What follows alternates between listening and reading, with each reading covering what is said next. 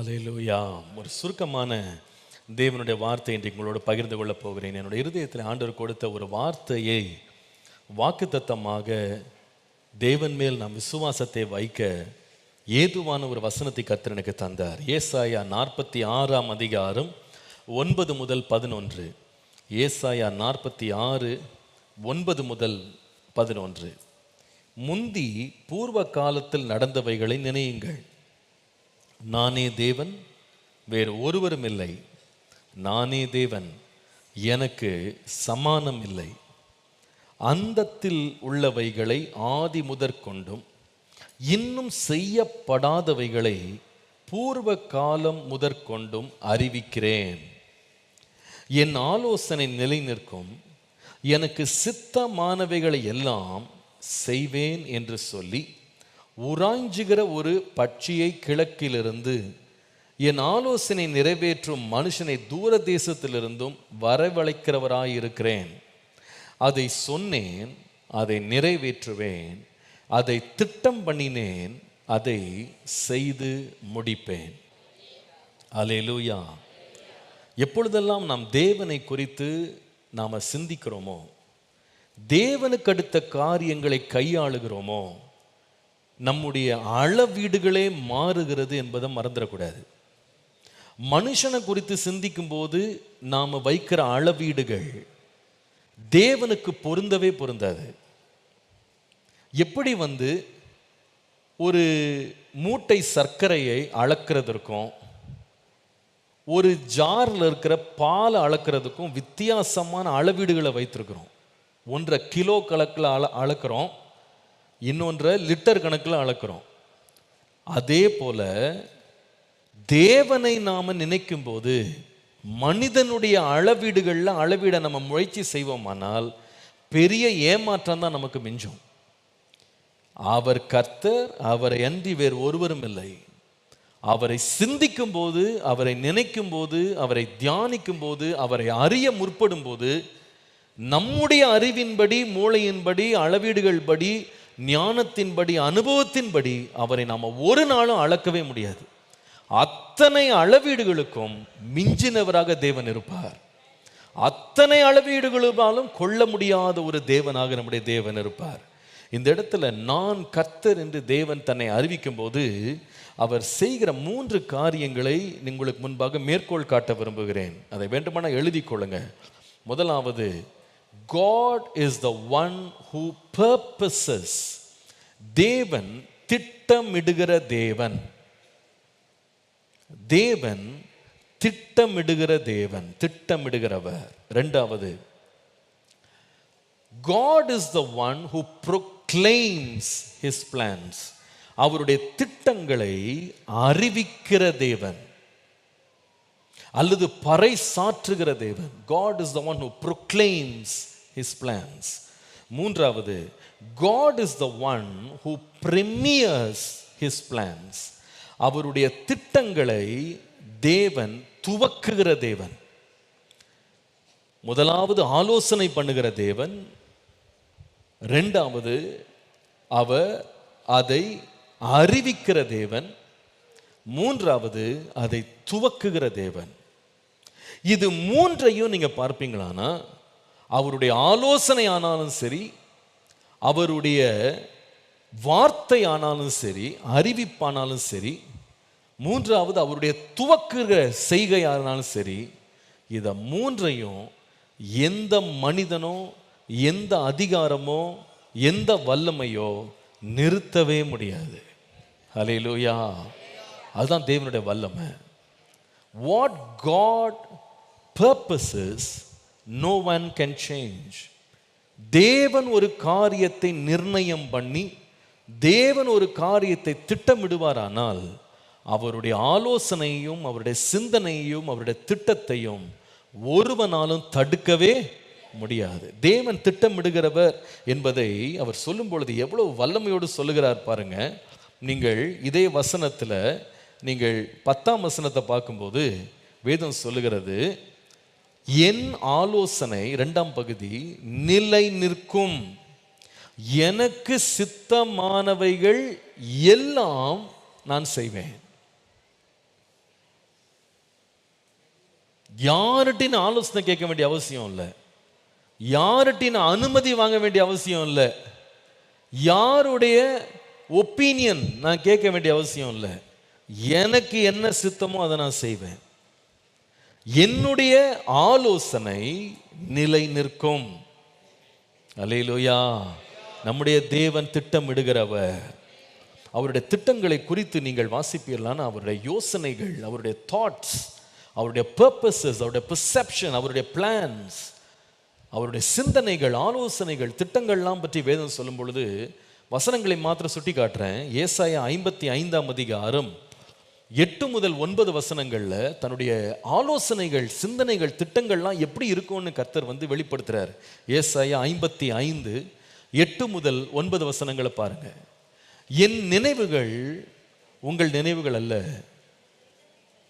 உங்கள் வழிகள் என் வழிகளும் அல்லவென்று கர்த்தர் சொல்லுகிறார். பூமியை பார்க்கிலும் வானங்கள் எப்படி உயர்ந்திருக்கிறதோ அப்படியே உங்கள் வழிகளை பார்க்கிலும் என் வழிகளும், உங்கள் நினைவுகளை பார்க்கிலும் என் நினைவுகளும் உயர்ந்திருக்கிறது. முதலாவது எழுதி கொள்ளுங்க, தேவனுடைய ஆலோசனைகள், திட்டங்கள், சிந்தனைகள்லாம் எப்படிப்பட்டதுன்னா உயர்ந்த சிந்தனைகள், ஹை தாட்ஸ். நம்முடைய சிந்தனைகள் ஒரு அளவுக்கு மேலே தான் போகும். அதுக்கு மேலே ரொம்ப யோசித்தீங்கன்னா பைத்தியம் பிடிச்சிடும். பெரிய பெரிய ஞானிகள், பெரிய பெரிய ஆராய்ச்சியாளர்கள் அவங்க வாழ்க்கையின் முடிவில் பைத்தியங்களை தான் முடிஞ்சிருக்காங்க. பிகாஸ் ஒரு குறிப்பிட்ட அளவுக்கு மேலே அவங்க சிந்திச்சு ஆராய ஆரம்பிச்சிட்டாங்கன்னா அவங்களுடைய சிந்தனை திறனால் அதை அவங்கள அதுக்கு ஈடு கொடுக்க முடியாது. we can only think so far. நீங்கள் வேணால் தூங்காமல் 3 நாள் தொடர்ந்து யோசித்து பாருங்க, சென்னை 10 தான் கூட்டு போகணும். உண்மை. 3 நாள் தூங்காமல் ஒரு இடத்துல உட்காந்து ஒன்னே யோசிச்சுட்டே இருந்தீங்கன்னா அவ்வளோதான், உங்களால் நீங்கள் நார்மலாக வரவே முடியாது. திரும்ப you cannot be normal again. தேவன் அப்படி கிடையாது. இந்த பூமியிலிருந்து வானம் எவ்வளோ உயரமோ இது வரைக்கும் அழுந்தது கிடையாது. யாரும் இது வரைக்கும் அழுந்தது கிடையாது. எந்த சயின்ஸும் அழுந்ததே கிடையாது. இது வரைக்கும் அழுந்தது கிடையாது. அளவிட முடியாத அளவு அவர் சிந்திப்பாராம். ஆனால் அவர் சிந்திச்சுக்கிட்டே இருப்பார். அந்த சிந்தனை யாரும் தடுக்க முடியாதான். அவ்வளோ உயர்ந்த எண்ணங்கள் உள்ளவர் நம்முடைய தேவன். ரெண்டாவது, அவருடைய ஆலோசனை, அவருடைய அறிவு, அவருடைய சிந்தனை எப்படிப்பட்டது? நீங்கள் சங்கீதம் 92:5 சங்கீதம் 92:5 வாஸ்தா அங்கே சங்கீதக்காரன் சொல்லுகிற, கர்த்தாவே உமது கிரியைகள் எவ்வளோ மகத்துவமானவைகள், உமது யோசனைகள் மகா ஆழமானவைகள். So God's thoughts are deep thoughts.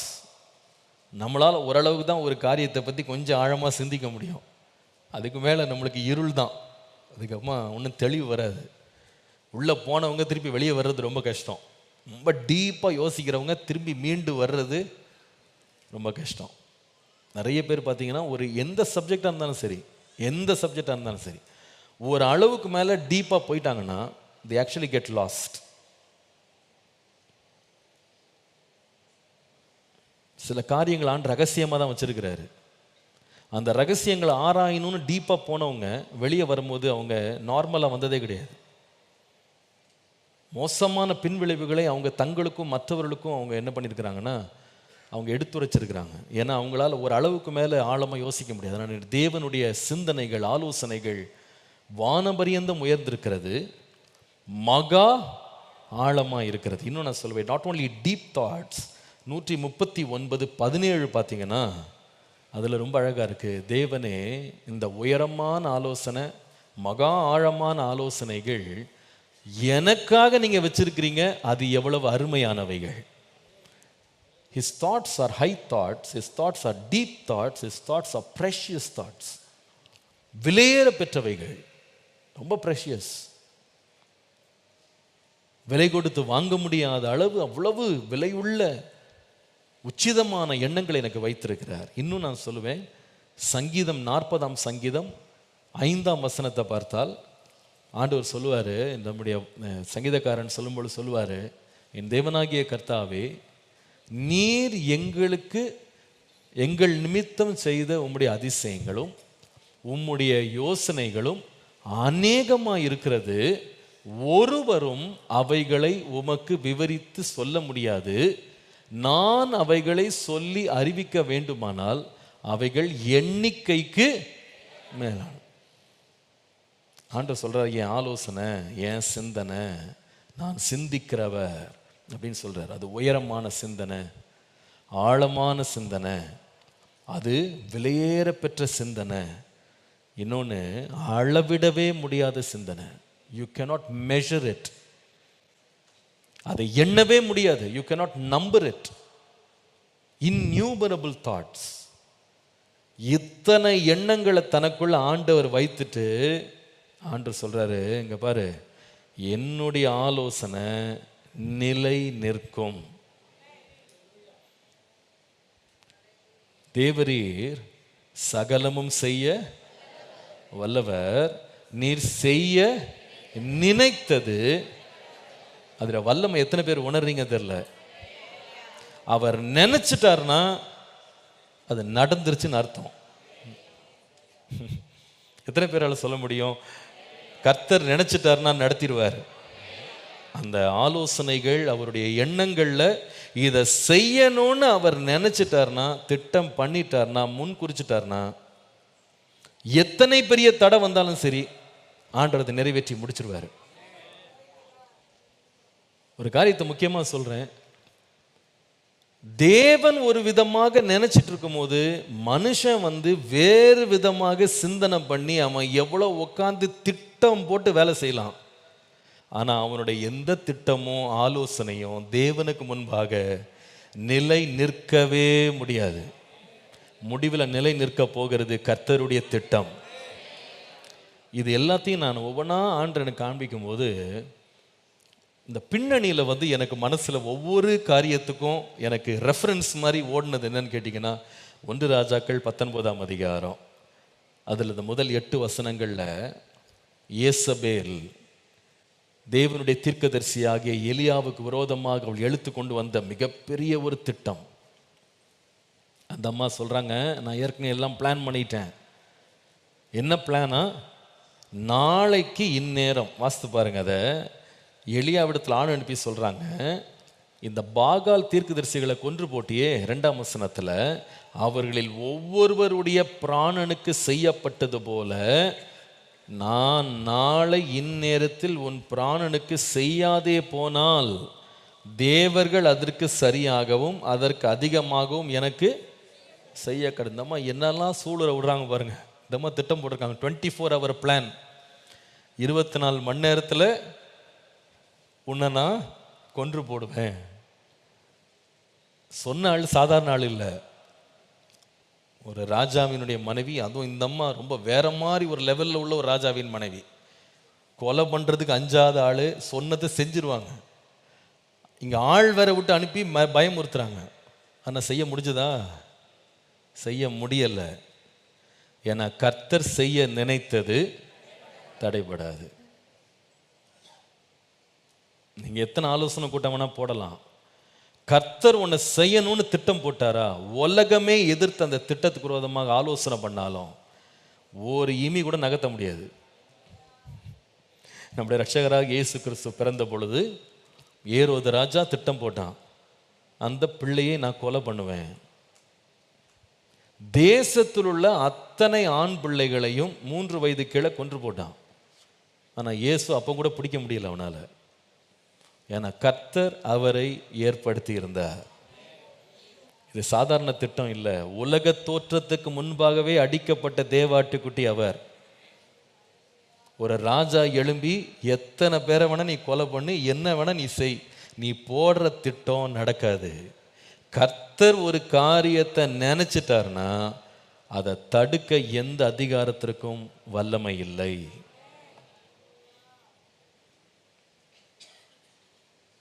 இதில் பெரிய ஆச்சரியம் என்னன்னா, அந்த தேவனுடைய அனந்த ஆலோசனை, ஆழமான ஆலோசனை, உயர்ந்த ஆலோசனை, எண்ண முடியாத ஆலோசனை நம்ம ஒவ்வொருத்தரை பற்றி இருக்குன்னு உங்களுக்கு தெரியுமா? நீங்கள் ஆலோசனைனா என்னமோ பெரிய பில்டிங் கட்டுற ஆலோசனை, பெரிய ப்ராஜெக்ட் பண்ணுற ஆலோசனை, உலகத்தெல்லாம் படைக்கிற ஆலோசனை நினச்சிட்டு இருக்காதீங்க. இன்றைக்கு ரட்சிக்கப்பட்டிருக்கிற நம்ம ஒவ்வொருவரை பற்றி தேவன் ஒரு திட்டத்தை வச்சிருக்கிறார்.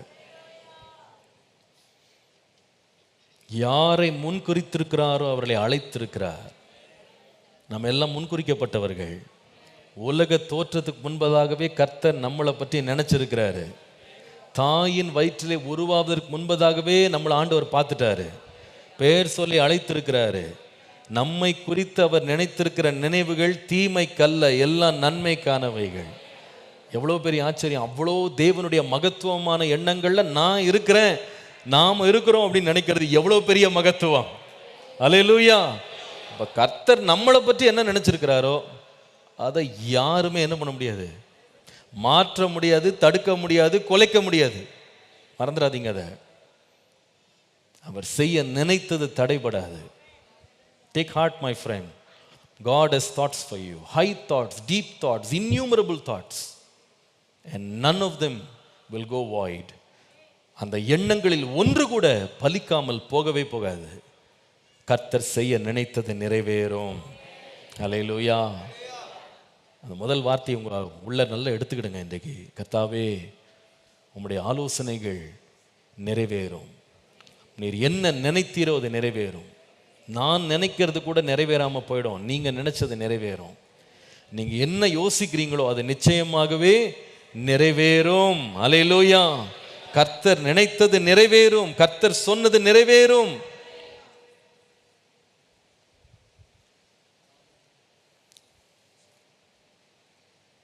நீதிமொழிகள் 19:21. நீதிமொழிகள் 19:21. மனுஷனுடைய இருதயத்தின் எண்ணங்கள் அநேகம், ஆனால் கர்த்தருடைய யோசனையே நிலை நிற்கும். இந்த மறுபடியும் அந்த சம்பவத்துக்கு வர்றேன். 1 ராஜாக்கள் 19க்கு வந்தா, ஏசபேல் ஒரு பக்கம் யோசிக்கிறாங்க, இந்த ஆளை எப்படி கொல்லலாம் அப்படின்னு அவங்க யோசிக்கிறாங்க. எலியாவை பார்த்தீங்கன்னா அவர் யோசனை பண்றாரு, எப்படி நாம சாகலாம் அவர் யோசிக்கிறார். அவர் என்ன பண்றாருன்னா, திட்டம் பண்ணி இடத்த விட்டு போய் சூறைச்சீடிகளை படுத்துக்கிட்டு, போதும் கர்த்தாவே என் ஜீவனை எடுத்துக்கொள்ளும், இவர் திட்டம். கடைசியில் பார்த்தீங்கன்னா ஏசபேல் திட்டமும் நடக்கல, எலியாவுடைய திட்டமும் நடக்கல, கர்த்தர் நினைத்தது நிறைவேறினது. இந்த கால நீங்க அதை விசுவாசிங்க. என்னை பற்றி ஆண்டவர் ஏற்கனவே திட்டமிட்டு விட்டார். அந்த திட்டம் வல்லமை உள்ள திட்டம். தேவனுடைய மனதில் வந்த எண்ணங்கள் ஒன்றாகிலும் விருதாவாய் திரும்பவே திரும்பாது. அவருடைய எண்ணங்கள் அத்தனை என்ன செய்யணும்னா நிறைவேறும். ரெண்டாவது நான் சொன்னேன், தேவன் திட்டமிடுகிறவர் மாத்திரம் அல்ல. நீங்கள் அதே ஏசாயா 46 10ஆம் வசனத்தின் ஆரம்பத்தை பாருங்க. அந்தத்தில் உள்ளவைகளை ஆதி முதற் கொண்டும் இன்னும் செய்யப்படாதவைகளை பூர்வ கால முதற்கொண்டும் அறிவிக்கிறேன். அறிவிக்கிறேன். நம்முடைய தேவனை மாதிரி தைரியசாலி இந்த உலகத்துல யாருமே கிடையாதுங்க. நம்ம நிறைய வேளை நிறைய திட்டங்களை போட்டு அறிவிக்க பயப்படுவோம். சொல்லிவிட்டு அப்புறமா பின்வாங்க கூடாது, திருப்பி திருப்பி கேட்பாங்க, என்ன ஆச்சு சொன்னீங்களே, என்ன ஆச்சு சொன்னீங்களே அப்படின்னு கேட்பாங்க. அதனால நிறைய பேர் சொல்லவே மாட்டாங்க. நிறைய காரியம் அப்படியே மூடி மறைச்சிருவாங்க, வாயை திறந்து சொல்ல மாட்டாங்க. சொல்லிட்டு பிரச்சனையில் மாட்டிக்கிடக்கூடாது. எல்லா வாழ்க்கையின் பகுதியிலையும் நிறைய பேர் நிறைய காரியங்களை சொல்லவே மாட்டாங்க. ஏன்னா அவங்களுக்குள்ள ஒரு நிச்சயம் கிடையாது. சொல்லிட்டு நடக்குமா நடக்காதோ தெரில அப்படின்னு சொல்லிட்டு சொல்ல மாட்டாங்க. ஆனால் நம்முடைய தேவன் யார் தெரியுமா? அவர் ஆலோசனை பண்ணுறாராம். அவர் ஆலோசனை பண்ணதை அவர் சொல்லிடுவாராம், அறிவிச்சிருவாராம். கடந்து ஓடுகிறவன் வாசிக்கும்படி அதை நல்ல தீர்க்கமாக எழுதி விட்டுருவாராம். செவுத்துல எழுதிக்கோ, பார்த்துக்கோ, படிச்சுக்கோ. இதை நான் செய்வேன், சொன்னதை செய்து முடிப்பேன். நம்முடைய தேவனை போல வல்லமை யாற்றங்க இருக்கு. ஆச்சரியமா இருக்கு. ஆதாம் ஏவாளை பார்த்தீங்கன்னா பாவம் செஞ்சு தேவ மகிமையற்றவர்களாக நிற்கிறாங்க, பரிதாபமாக நிற்கிறாங்க. அவர்களை பார்த்து ஆண்டவர் சொல்றாரு, விழுந்து போன மனுஷனை பார்த்து சொல்றாரு, ஸ்திரீயினுடைய வித்து வந்து என்ன பண்ணுன்னா சர்ப்பத்தின் தலையை நசுக்கும். யாரை பற்றி சொன்னார்னா, வரப்போகிற ரட்சகராகிய இயேசு கிறிஸ்துவை பற்றி சொன்னார். அவர் வந்து ஸ்திரீயின் வித்தாக வருவார், புருஷன் வித்தா இல்லை, ஸ்திரீயின் வித்தா வருவார். ஏன்னா புருஷ சித்தத்தினால் இயேசு பிறக்கலை, பரிசுத்த ஆவியானவரால் மரியாள் கர்ப்பவதி ஆவான்றத ஆதியாகமம் 3ஆம் அதிகாரத்தில் சொல்றாரு.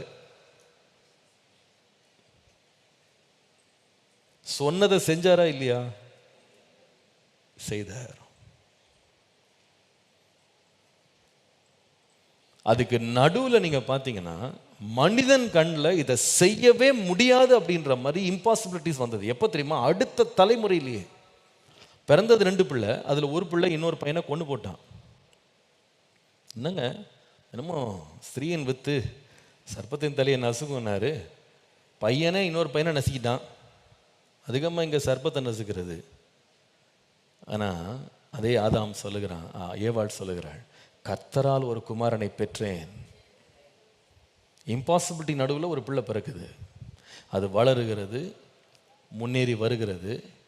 திரும்ப ஆண்டு ஒருத்தனை பிடிக்கிறாரு. அவர் யாருன்னா ஆபிரகாம். 25 வருஷம் அலைய விட்டார் வாக்குத்தத்தம் கொடுத்துட்டு. கிழவன் ஆயிட்டான், சரீரம் செத்து போச்சு, நம்புகிறதுக்கு ஏதுவே இல்லை. ஆனால் கர்த்தர் சொல்றாரு, உன்னுடைய சந்ததி மூலமாக தான் வாக்கு தத்துவம் நிறைவேறும். அவன் கேட்குறான், என்ன ஆண்டவரே? உடனே சிரிப்பு வந்துருச்சான். என்ன நீங்கள் பேசுகிறீங்க? ஏதாவது நடக்கிறது சொல்லுங்கள். இல்லைப்பா, உங்கள்கிட்ட நான் பேசுகிறது ஏதோ இன்னைக்கு திடீர்னு யோசித்து பேசலை, இது ஆதி காலம் முதற்கொண்டு நான் யோசித்துட்ருக்கேன். அதை நான் அன்னைக்கே அறிவிச்சிட்டேன். இன்னும் ஒரு பாத்திரமாக மகிமை உங்களை பயன்படுத்துகிறேன். உன்னுடைய பலவீனத்தையே என் மகிமைக்காக நான் பயன்படுத்துவேன். நீ முடியும் போது நீ சொல்லுவ, இது என்னால் உண்டானதல்ல, கர்த்தரால் உண்டானது. என் பலத்தினால் உண்டாகலை, கர்த்தருடைய வார்த்தையினால் இது நிறைவேறினது. அதுக்கு அவனுக்கு எழுப்புறாரு. எழுப்பி அவனை பலப்படுத்தி கிள வயதில் ஒரு பிள்ளை பிறக்கிறான். அந்த பிள்ளையின் வம்சத்தை அப்படியே ஆண்டு கொண்டு வர்றாரு. அதெல்லாம் விளக்க நேரம் இல்லை. கடைசியில் ரட்சகராக இயேசு கிறிஸ்து பிறந்தார்.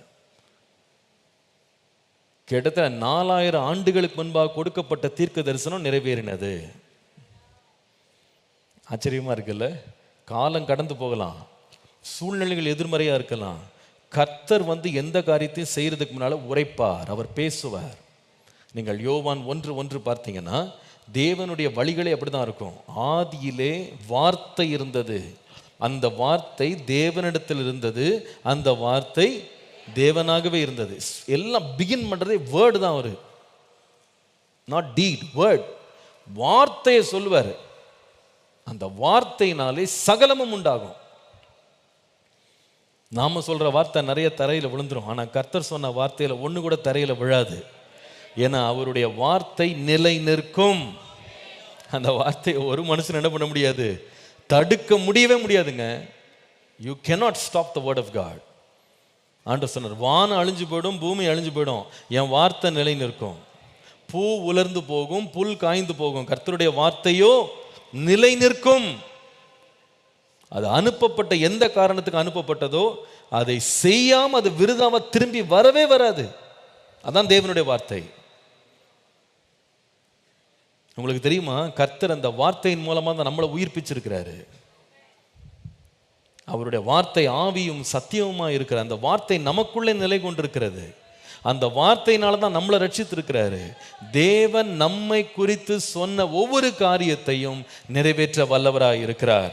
அதற்கு விரோதமாய் எந்த நாவு வேணா எழும்பலாங்க, நீங்க அதை பத்தி கவலைப்படாதீங்க. அந்த பேசுற வார்த்தை வந்து ராஜஸ்திரியாவே பேசலாம். நாளைக்கு உன்னை கொண்டு போடுவேன், அந்த வார்த்தையை பத்தி நீங்க கவலைப்பட வேண்டாம். எலியா பயந்துட்டாரு. கர்த்தருக்கு முன்பாக நிற்கிறேன்னாரு, கர்த்தருடைய வார்த்தை அறிவிக்கிறேன்னாரு. ஆனால் அவர் எதுக்கு பயந்துட்டாருன்னா, அந்த பெண்ணுடைய வார்த்தையை பார்த்து பயந்துட்டாரு. ஐயோயோ, அதிகாரத்தில் இருக்கிறவங்க சொல்லிட்டா செஞ்சிருவாங்க அப்படின்னா. ஆனால் அந்த அம்மாவுடைய வார்த்தை பலிக்கலை. கர்த்தர் என்ன சொன்னார் அதான் நடந்தது. கர்த்தர் வச்சிருந்த திட்டங்கள் நடந்தது. இன்றைக்கு நீங்கள் விசுவாசிங்க, என் தேவன் உரைக்கிறதை செய்து முடிக்க வல்லவர். திரும்பவும் அதை சொல்றாரு பாருங்க, 11ஆம் வசனத்தில் பாருங்க. அவர் சொல்றாரு பாருங்க, அதை சொன்னேன், அதை நிறைவேற்றுவேன். எல்லாரும் சொல்லுங்க வாயை திறந்து. அல்லேலூயா. இன்னைக்கு வெளியே போகும்போது சொல்லிட்டே போங்க, ஆண்டவரே நீங்கள் நினச்சிட்டீங்க அது நடக்கும், நீங்கள் சொல்லிட்டீங்க அது நடக்கும். விசுவாசிக்கிறீங்களா? சரி, இது மாத்திரம் இல்லை, நேரம் ஆயிடுச்சு. இன்னும் ஒன்று சொல்லி முடிக்கிறேன். ஆண்டவர் செய்கிற காரியம் மூன்றாவது என்னன்னு கேட்டால், நீங்கள் அதே பகுதியை நீங்கள் வாசிப்பீங்களான்னா 11ஆம் வசனம், உராய்ஞ்சுகிற ஒரு பட்சியை கிழக்கிலிருந்து என் ஆலோசனை நிறைவேற்றும் மனுஷனை தூர தேசத்திலிருந்து வரவழைக்கிறவராக இருக்கிறேன். அப்படின்னு அர்த்தம் என்னன்னா, வரவழைக்கிறேன் அப்படின்னா நான் உன்னை ஸ்டார்ட் பண்ணிட்டேன். என்ன,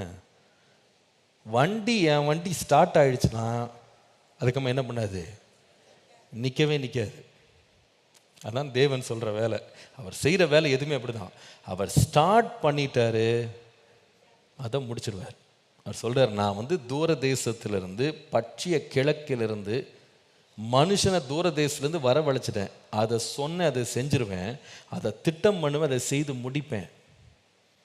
this is so very very என்கரேஜிங்னு சொன்னால், கர்த்தர் ஒரு கிரியை துவங்குவாரானால் அதை நிறைவேற்றுவார். அவர் அல்பா மாத்திரம் அல்ல, அவர் ஒமேகாவாக இருக்கிறார். அவர் ஆதியாய் மாத்திரம் அல்ல, அந்தமாய் இருக்கிறார். அவர் துவக்கமாய் மாத்திரம் அல்ல, முடிவாய் இருக்கிறார். அல்லேலூயா. முடிவை எழுதுறது நீங்களும் நானும் இல்லைங்க, மனுஷன் இல்லை, கர்த்தர் எழுதுறார் முடிவை. அல்லேலூயா. இன்றைக்கு ஒரு செய்திக்கு தலைப்பு என்னன்னு என்கிட்ட கேட்டாங்க, what is the title of today's sermon? நான் சொன்னேன், God has the last word. இறுதி வார்த்தை கர்த்தரிடத்தில் இருக்கிறது, என்கிட்ட இல்லை, யார்கிட்டையும் இல்லை. ஏசபேல் சொல்லலாம், உன்னை நாளைக்கு நான் முடிச்சிருவேன், நாளைக்கு உன் வாழ்க்கையை முடிச்சிருவேன். எலியா சொல்லலாம், நான் நல்லவன் இல்லை, என் ஜீவனை எடுத்துக்கொள்ளும், அவர் சொல்லிட்டு படுக்கலாம். ஆனால் கர்த்தர் ஒரு வேலையை ஆரம்பிச்சிட்டாரு.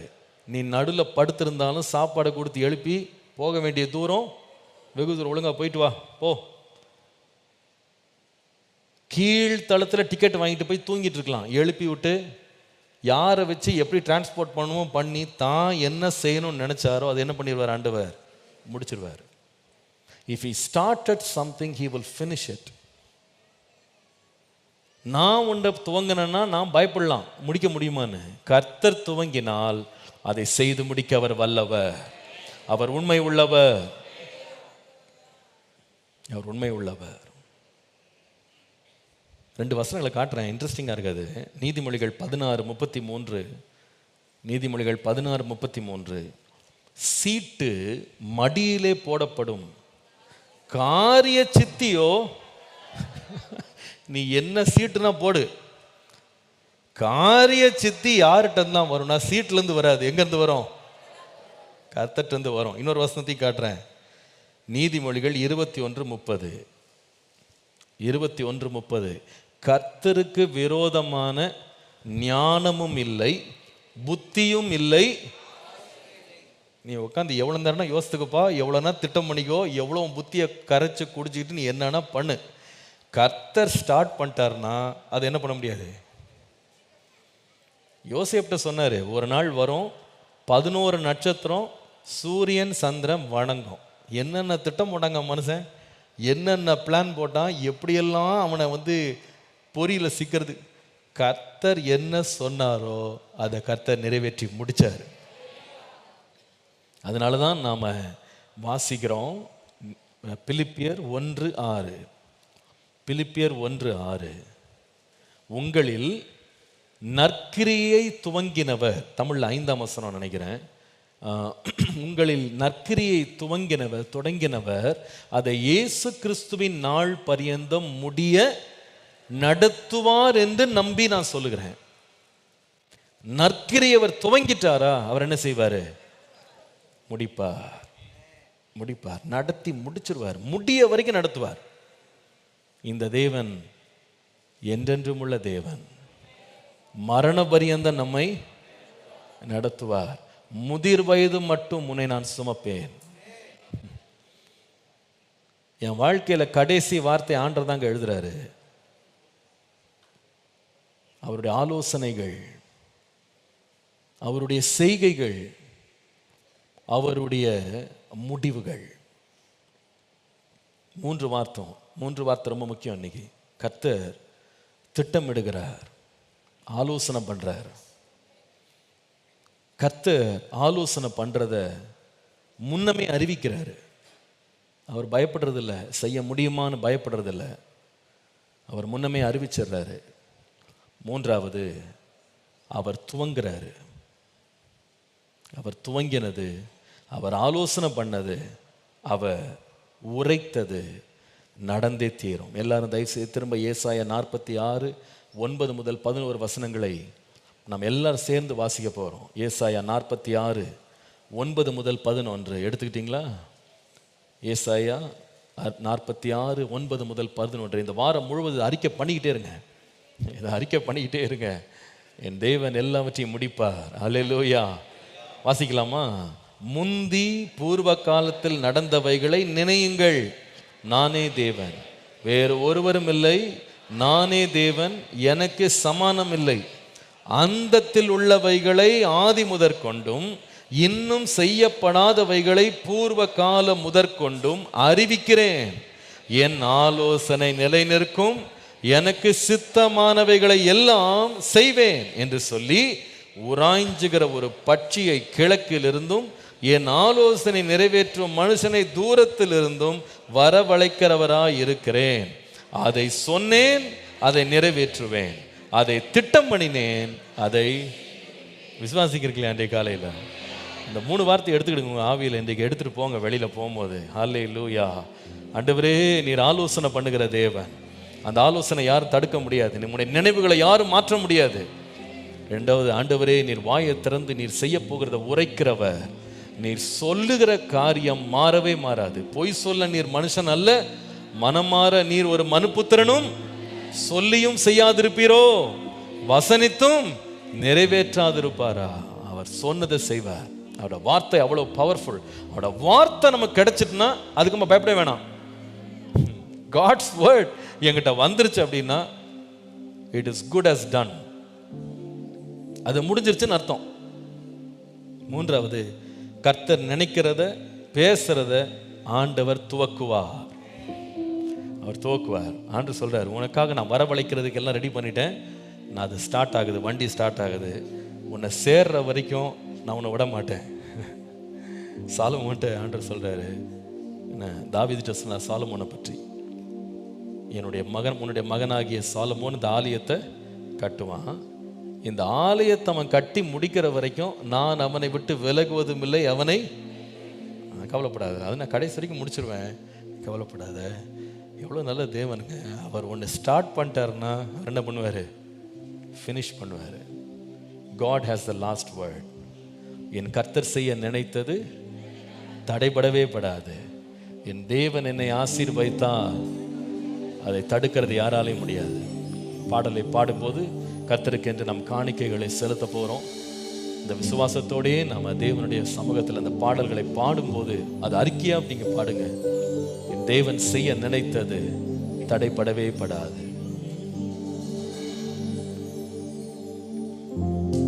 என் கர்த்தர் செய்ய நினைத்தது தடைபடாது.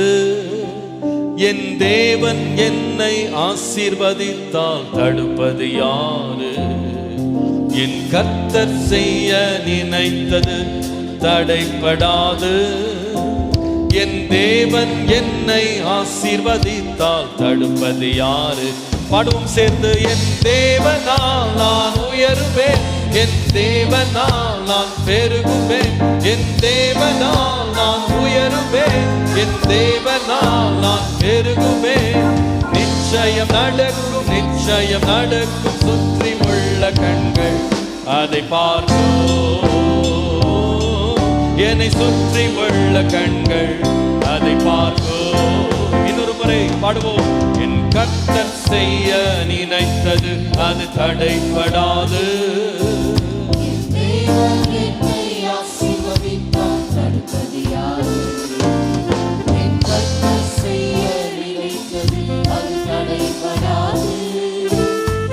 தேவன் என்னை ஆசீர்வதித்தார்.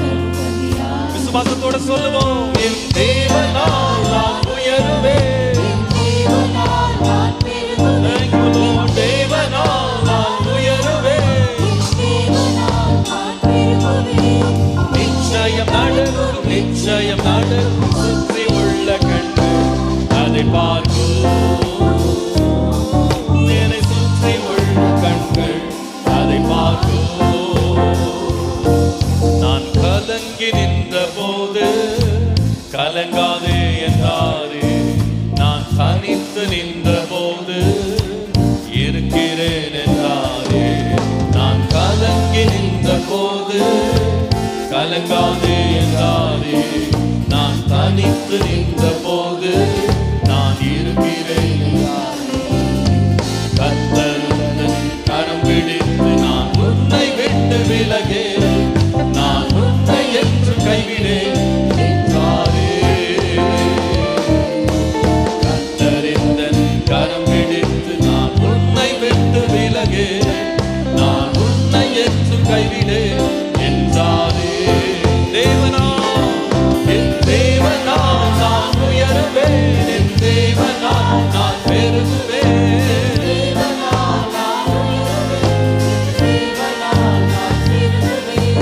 நிச்சயம் நடக்கும், நிச்சயம் நடக்கும். சுற்றி உள்ள கண்கள் அதை பார்க்கும். என்னை சுற்றி உள்ள கண்கள் அதை பார்க்கும்.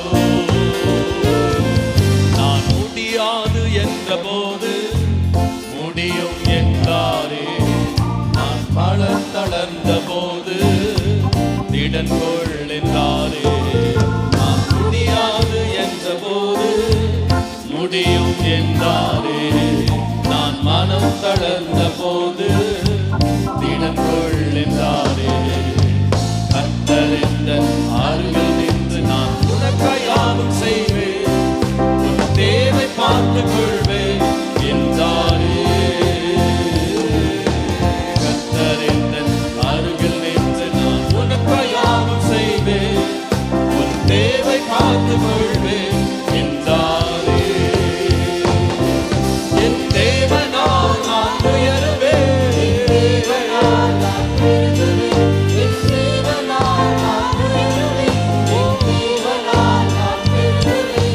நிச்சயம் நடக்கும், நிச்சயம் நடக்கும். சுற்றி உள்ள கண்கள் அதை பார்க்கும்.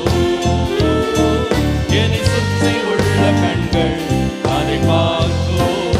கர்த்தர் செய்ய நினைத்தது, என் கர்த்தர் செய்ய நினைத்தது தடைபடாது. என் தேவன் என்னை ஆசீர்வதித்தால் தடுப்பது யாது? என் கர்த்தர் செய்ய நினைத்தது தடைபடாது. என் தேவன் என்னை ஆசீர்வதித்தால் தடுப்பது யாது? என் தேவனால் நான் உயருவேன். என் தேவனால் நான் உயருவேன். என் தேவனால் நான் உயருவேன். என் தேவனால் நான் உயருவேன். நிச்சயம் நடக்கும், நிச்சயம் நடக்கும். சுற்றி உள்ள கண்கள் அதை பார்க்கும். என்னை சுற்றி உள்ள கண்கள் அதை பார்க்கும். எல்லாரும் எழுப்பிருக்கலாமா? எல்லாரும் எழுப்பி இருப்போம். கர்த்தருடைய ஆவியானவருக்கு அசைவாடி கொண்டிருக்கிறார். அவருடைய வார்த்தை இன்னைக்கு நம்ம மத்தியிலே வெளிப்பட்டிருக்கிறது. அவருடைய வார்த்தை ஒரு நாளும் வீண் போகாது. கர்த்தர் நமக்காக இன்றைக்கு குறித்திருக்கிறதை நிறைவேற்ற வல்லவரும் உண்மை உள்ளவருமாய் இருக்கிறார். இந்த 3 வார்த்தைகள் உங்கள் இருதயத்துக்குள்ள ஆழமாய் பதியுங்க. என் தேவன் எல்லாவற்றையும் ஆலோசனை பண்ணுகிறார், திட்டமிடுகிறார். அவர் எல்லாவற்றையும் நினைக்கிறார், எல்லாவற்றையும் அவர் சிந்திக்கிறார். ஒரு காரியம் கூட அவரை ஆலோசனைக்கு தப்பி போகிறதே கிடையாது. சின்ன காரியங்கள்ல இருந்து என் வாழ்க்கையில பெரிய காரியம் வரைக்கும் தேவன் எனக்காக நினைத்திருக்கிறார். எல்லாத்தையும் யோசனை பண்ணிக்கிட்டே இருக்கிறாரு. அவருடைய ஆலோசனைகள் உயர்ந்தது, அவருடைய ஆலோசனைகள் ஆழமானது, அவருடைய ஆலோசனைகள் அதிசயமானது, விலையேற பெற்றது. அவருடைய ஆலோசனைகள் எண்ணி முடியாதது. அந்த ஆலோசனைக்கு விரோதமான ஒரு ஆலோசனை இந்த உலகத்துல இல்லை. விரோதமாக எவ்வளவு பெரிய அதிகாரி ஆலோசனை பண்ணிக்கிட்டு இருக்கலாம், எவ்வளவு பெரிய மனுஷன் ஆலோசனை பண்ணிக்கிட்டு இருக்கலாம், பெரிய கூட்டம் திரண்டு ஆலோசனை பண்ணலாம், ஆனா கர்த்தருடைய ஆலோசனையை நிலைத்து நிற்கும், அவருடைய நினைவுகளை நிலைத்து நிற்கும். ஹல்லேலூயா. இன்னைக்கு நிறைய பேருக்கு கவலை வந்து என்னை பற்றி இப்படி நினைச்சுக்கிட்டு இருக்கிறாங்களே, எனக்கு இப்படி செய்யணும்னு நினைச்சிட்டு அவங்க நினைக்கட்டுங்க, அவங்க டைமை வேஸ்ட் பண்றாங்க. கர்த்தர் என்ன நினைச்சாரோ அதுதான் முடிவில் நடக்கும். ஹல்லேலூயா. யார் வேணா கூட்டம் போட்டு என்ன ஆலோசனை பண்ணிட்டு போட்டோம், நீங்க அதை பத்தி கவலைப்படாதீங்க. முடிவில் கர்த்தருடைய ஆலோசனையை நிலை நிற்கும், அதை செய்து முடிக்க தேவன் வல்லவர். ஹல்லேலூயா. ஆண்டவருடைய தைரியம் ரொம்ப பயங்கரமானது. அவருக்கு தெரியும், அவர் உன்னை ஆலோசனை பண்ணிட்டா தைரியமா சொல்லுவார். இப்படி செய்ய போறேன், முன்னாடி சொல்லிடுவார். செய்ய போறேன், எப்படி கொண்டு போவேன், எப்படி நடத்துவேன், எப்படி உயர்த்துவேன், இப்படி கொடுப்பேன். ஏதுவே இருக்காது நம்புறதுக்கு. என்ன ஆண்டவர், ஏதாவது ஃபர்ஸ்ட் ரெடி பண்ணிட்டப்பமா சொல்லுங்க. அதெல்லாம் கவலைப்படாதுப்பா, முதல்ல நான் சொல்லுவேன், அப்புறமா தான் எல்லாம் செய்வேன். இந்த பூமி ஒழுங்கின்மையும் வெறுமையுமா இருந்தது. எதாவது செஞ்சுட்டா பேசினாரு இல்லை. வெறுமையான பூமியை பார்த்து வெட்டாந்திரை உண்டாக கிடவது, வெளிச்சம் உண்டாக கிடவது, பூண்டு உண்டாக கிடவது, மிருகங்கள் ஒண்ணுமே இல்லைங்க. இல்லாததை பார்த்து பேசுறாரு. எல்லாம் உண்டாகட்டும். உண்டாச்சா இல்லையா? அதான் நம்முடைய தேவன், அதான் நம்முடைய தேவன். அவர் செய்யறதுக்கு முன்னால முதலாவது செய்யறது பேசுவார். அவர் பேசிட்டார்னா நீங்க தைரியமா இருக்கலாம், என் தேவன் சொன்னது நடக்கும். ஹல்லேலூயா. அவருடைய வார்த்தை விருதாவா திரும்பவே திரும்பாது. எந்த காரியத்திற்காய் அனுப்பப்பட்டதோ அதை செய்யாம திரும்ப வராது. கர்த்தர் உங்களுக்கு ஒரு வாக்குத்தத்தம் தந்திருக்கிறாரா? உங்களை முன்ன நம்ப பண்ணியிருக்கிறாரா? பயப்படாம இருங்க. என்ன சூழ்நிலை எப்படி வேணா தாறுமாறா இருக்கட்டும், கர்த்தர் சொன்னது நடக்கும், கர்த்தர் சொன்னது நிறைவேறும். தேவன் நியமித்ததை யாரும் மாற்ற முடியாது. நானே நினைச்சா கூட மாற்ற முடியாது. தேவன் விளம்பினதை செய்து முடிப்பா, செய்து முடிப்பா. அதற்கு விரோதமாக உலகமே எழும்பி பேசலாம், அதை பத்தி நான் கவலைப்படாதீங்க, அதை பத்தி கவலையே படாது. யாரனா பேசிட்டு போடும். இவங்க பேசினாங்க, அவங்க பேசினாங்க, அவங்க சொன்னாங்க, இவங்க எழுதுனாங்க, அவங்க பேசிட்டாங்க, அவங்க அதை இந்த காதலோட வாங்கிக்கிடாதீங்க. மனுஷன் அவன் பேசட்டுங்க. அந்த வார்த்தைக்கும் தேவ வார்த்தைக்கும் ஏதாவது ஒப்பிட முடியுமா? இவன் வார்த்தை தரையில விழுந்துரும். பேசுறவனே நாளைக்கு இருப்பானு தெரியாது. ஏன் நீங்க அவனை போட்டு பார்த்து பயந்துட்டு இருக்கீங்க? கர்த்தர் நித்தியமானவர். அல்லேலூயா. மனுஷன் வந்து என்ன சவால் விடலாம், உன்னை அப்படி பண்ணிடுவேன். ஏப்பா இவ்வளோ சவால் விடுறாள், நாளைக்கு நீ இருப்பியான்னு தெரியாது. ஆனால் ஆண்டவர் ஏசாயால சொல்றாரு, நானே உனக்கு ஆறுதல் செய்கிறவர். சாக போகிற மனுஷனுக்கும் புல்லு கொப்பான மனுஷனுக்கும் நீ ஏன்பா பயப்படுற? அவன் என்ன சூடுற விட்டாலும் விடட்டும், விடு. நாளைக்கு அவன் சொன்ன வாய் நாளைக்கு பேசுமா பேசாதோ, இருக்கிறாள் இருப்பானோ இருக்க மாட்டான்னு தெரியாது. ஆனால் நான் முடிவு வரைக்கும் இருக்கிறவ, நான் சொன்னா செய்து முடிப்பேன், செய்து முடிப்பேன். அல்லேலூயா. அவர் தன்னுடைய நாமத்தின் பேர்ல சொல்றார். ஏன்னா அந்த நாமம் நித்திய நாமம், நித்திய பெயர் உடையவர், நித்திய கீர்த்தி உடையவர். நீங்க பயப்படாதீங்க. கர்த்தருடைய வார்த்தையின் மேல உங்க விசுவாசத்தை வைங்க. உங்க ரிப்போர்ட்ஸை பார்க்காதீங்க, நீங்க ரிப்போர்ட்ஸை பார்க்காதீங்க, ரிப்போர்ட்டை விடுங்க. கர்த்தர் என்ன சொன்னாரு அதை செய்வார். கர்த்தர் சொல்லிட்டாரா செய்வார். கர்த்தர் விளம்பிட்டாரா அதை நிறைவேற்றிடுவார். மற்ற எந்த வார்த்தை எப்படி வேணா வரட்டும், கர்த்தாவே நீர் செய்ய நினைத்தது தடைபடாது, நீர் சொன்னது நிறைவேறும். அல்லேலூயா. மூணாவது, கர்த்தர் யோசிக்கிறாரு, திட்டமிடுறாரு, அவர் நினைக்கிறாரு. ரெண்டாவது, அவர் பேசுறாரு, சொன்னதை செய்யறாரு. அது மாத்திரம் இல்ல, சொல்லிட்டு விட்டுற மாட்டாரு, அவர் துவக்குவார். அதனதின் காலத்துல அதனதின் காரியங்களை நேர்த்தியாய் செய்கிறவர். எங்க எப்போ எப்படி துவங்கணும்னு கர்த்தருக்கு தெரியும். தேவன் உன்னை துவக்கிட்டாரா, இங்க வா அப்படின்னு அழைச்சிட்டாருன்னா அவ்வளவுதான், அது வந்துடும். இத செய் அப்படின்னு சொல்லி ஆண்டவர் ஆரம்பிச்சு விட்டாரா, நீங்க தைரியமா இருக்கலாம். தேவன் அதை நிறைவேற்றி முடிப்பா. அது வந்து சேருங்க, அது வந்து சேரும். வழியில யார் வேணா தடுத்துட்டு போட்டோம், யார் பேசட்டும், யார் என்னன்னா செய்யும், அதை பத்தி கவலைப்படாதீங்க. கர்த்தர் துவக்கிட்டாரா, if God has started something, if he has premiered it, அவர் வந்து அதை வந்து ஆண்டவர் இனிஷியேட் பண்ணிட்டாருன்னா there is no stopping. The train doesn't stop. It will reach its destination. அது சொன்னதை செய்யறதுக்கு அனுப்பப்பட்ட வார்த்தை விருதாவா திரும்பி வராது. இன்னைக்கு பிலீவ் பண்ணுங்க, கர்த்தர் எனக்காக சில காரியங்களை எவ்வளவோ வருஷத்துக்கு முன்னாடி ஆண்டவர் துவக்கிட்டாரு. அது நிச்சயமா என்னை வந்து அடையும், அதை நான் காண்பேன். விசுவாசிக்கிறீங்களா? அதை நல்ல கரங்களை தட்டி தேவனை மகிமைப்படுத்து. நல்ல ஆவியில் நிறைந்து களி கூறுங்க ஆண்டவருக்குள்ள. ஓ ஹல்லேலூயா, ஹல்லேலூயா, ஹல்லேலூயா, ஹல்லேலூயா. நல்ல ஆவியில் நிறைந்து ஸ்தோத்திரம் பண்ணுங்க. தேவன் பெரிய காரியங்களை ஆண்டவர் செய்ய போகிறார். பெரிய காரியங்கள், விவரிக்க முடியாதவைகள், எண்ணி முடியாதவைகள், யோசிக்க முடியாதவைகள். ஓ ரபந்தல ரப சந்தல ரியலந்தல ரபதுல பௌரியா. ஹல்லேலூயா. இப்பொழுதே அதை செய்கிறேன், அதை துவக்குகிறேன், அதை முடிப்பேன். பின்வாங்குகிற தேவன் என் தேவன் அல்ல. என் தேவன் பின்வாங்க மாட்டார். ஓ ரபந்தல ரக சந்தல ரியலந்தல ரப சந்தல. எல்லா அவிசுவாசங்கள் நொறுங்கி போகட்டும். Oh Jesus, oh Jesus. Thank you mighty Lord. ஓ ரபந்தல ரப சந்தல ரியலந்தல ரகதல சந்தல ரியா. இயேசுவே உமக்கு ஸ்தோத்திரம். உங்களுடைய தனிப்பட்ட வாழ்க்கைக்காக தேவன் சில காரியங்களை ஆலோசனை பண்ணி அதை பற்றி பேசி தேவன் துவக்கி விட்டார்னு விசுவாசிங்க. உங்க குடும்பத்துக்காக தேவன் சில காரியங்களை ஆலோசனை பண்ணி தேவன் பேசி தேவன் அதை துவக்கி விட்டார். அதை நான் காண்பேன். நான் விசுவாசிக்கிறேன், தேவன் நம்முடைய ஊழியத்திற்காக சில காரியங்களை தேவன் முன்னமே திட்டமிட்டுட்டாரு. தேவன் அதை வார்த்தையினால சொல்லி இருக்கிறாரு. தேவன் அதை நிறைவேற்றி முடிக்கிற வரைக்கும் ஓயவே மாட்டார். அது துவங்கி விட்டது. ஓ ரபந்தல ரக சந்தல ரியா. நல்ல ஆண்டவர் விடுதலையா, நல்ல விசுவாசத்தோட ஸ்தோத்திரம் பண்ணுங்க.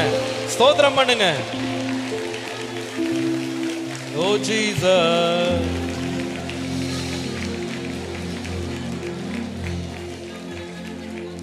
அத்திமரம் துளிர் விடாமல் ஆட்டு மந்தை முதலற்றாலும், அத்திமரம் துளிர் விடாமல் ஆட்டு மந்தை. நல்ல கரங்களை தட்டி சொல்லுவோம். கர்த்தருக்கு காத்திருப்போம், வெட்கப்பட்டு போவதில்லை. கர்த்தருக்கு காத்திருப்போம், வெட்கப்பட்டு போவதில்லை. நம்புவேன் இயேசுவை, நம்புவேன். ஓ ஜீசஸ், நம்புவேன் இயேசுவை.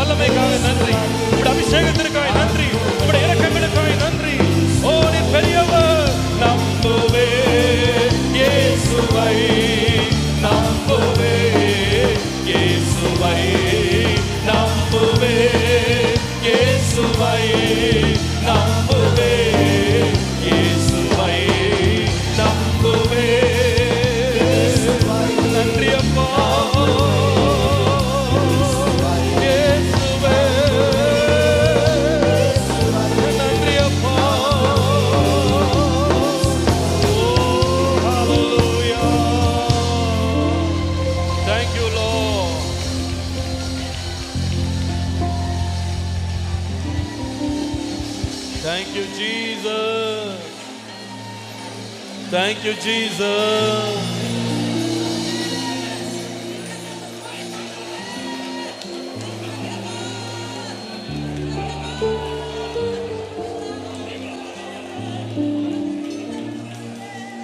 நன்றி அப்பா.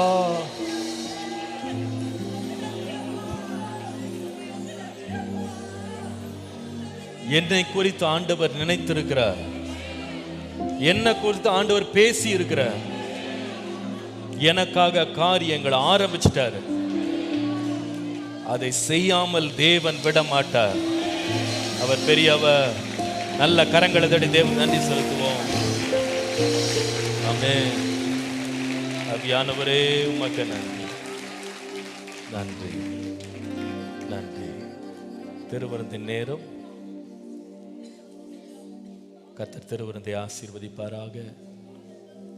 மனம் திரும்பி பாவ மன்னிப்பு என்று பிதா குமாரன் பரிசுத்தாவின் திரியேக நாமத்தினால ஒரு பெந்தேகோஸ்தே சபையில் ஞானஸ்நானம் பெற்று சுத்த மனசாட்சியோடு ஜீவிக்கிறவங்க இந்த திருவிருந்தில் பங்கெடுங்க.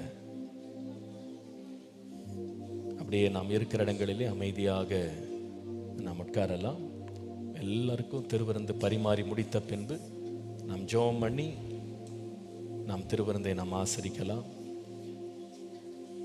நீங்கள் இந்த திருவிருந்தை நீங்கள் ஆசரிக்கிற நேரத்தில் கூட நம்புங்க, என் தேவன் ஆலோசனை பண்ணது, அவர் சொன்னது, அவர் ஆரம்பித்தது, அவர் நிச்சயமாக முடிய பண்ணுவார். இந்த திருவிருந்தை பார்க்கும்போது அதுதான் நம்ம உணர்றோம். இயேசுவை பற்றி தேவனுடைய ஆலோசனை உலகத்தின் தோற்றத்துக்கு முன்பாக இருந்தது. அதை ஆண்டவர் விளம்பினார். தேவன் அதை துவக்கினார். காலம் நிறைவேறின போது God set things in motion. எல்லாவற்றையும் துவக்கினார். அதை யாராலும் நிறுத்த முடியல. ராஜாவும் நிறுத்த முடியல, சீஷனும் நிறுத்த முடியல, அதிகாரி நிறுத்த முடியல, யாரும் நிறுத்த முடியல. கர்த்தர் செய்ய நினைச்சது அதை செய்து முடித்தார். நமக்காக ரட்சிப்பை உண்டு பண்ணும் கிருபாதார பலியாக தன்னை ஒப்பு கொடுத்தார். அவர் சொன்ன வார்த்தை நிறைவேறினது. அந்த வார்த்தை எனக்குள்ளே நிறைவேறும். இந்த விசுவாசத்தோடு ஜெபத்தோடு திருவிருந்தில் பங்கெடுப்போம். பரிசுத்த பிதாவே, இந்த திருவிருந்தை ஆசரிக்க எங்களுக்கு கொடுத்த பாக்கியத்திற்காக நன்றி. கிருபை உள்ள கர்த்தர் இறங்கி எங்கள் ஒவ்வொருவருக்குள்ள விசுவாசத்தை உண்டு பண்ணுவீராக. இயேசுவே, உம்முடைய அப்பத்தையும் ரசத்தையும் உம்முடைய சரீரமாக உம்முடைய இரத்தமாக நாங்கள் நினைவு கூறுகிறோம். நீர் செய்ய நினைத்ததை தடுக்க ஒருவராலும் முடியாது என்பதை இந்த திருவிருந்து எங்களுக்கு போதிக்கிறது. உண்மையிலே விசுவாசம் உள்ளவர்களாய் முன்னேற, தொடர்ந்து விசுவாசம் நிலைத்திருக்க, நாங்கள் விசுவாசித்திருக்கிறதை காண எங்களுக்கு கொடுக்கிற கிருபைக்காய் நன்றி. ஒருமுறை கூட இயேசுவின் இரத்தத்தினால் எங்கள் ஒவ்வொருவருடைய உள்ளங்களை நீர் கழுவீராக. எங்களை பரிசுத்தப்படுத்தும். உம்முடைய ராஜ்யத்திற்காக எங்களை ஆயத்தப்படுத்தும். வருகிற நாட்களில் இருந்து ஆரம்பிக்கிற ஜப வேளைகளில் அதிக ஜப ஆவியை தாரும். எங்கள் எல்லாரையும் ஊக்கப்படுத்தும். இயேசுவின் நாமத்தில் பிதாவே.